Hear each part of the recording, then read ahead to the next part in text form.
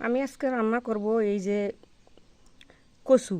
এই যে কাঠকচু বলে লম্বা লম্বা, সেই কাঠকচু দিয়ে আমি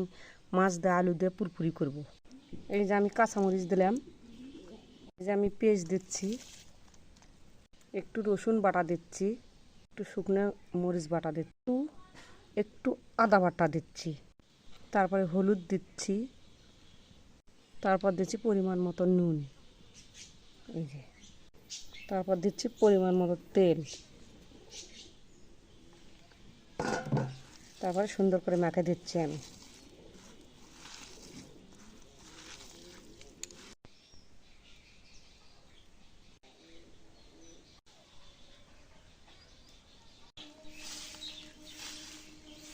আসার সময় প্লেট দিলে পয়সা মনে হয় পুকুরি করে আমি খাওয়ানি কালকে খাবা নেয় কিছু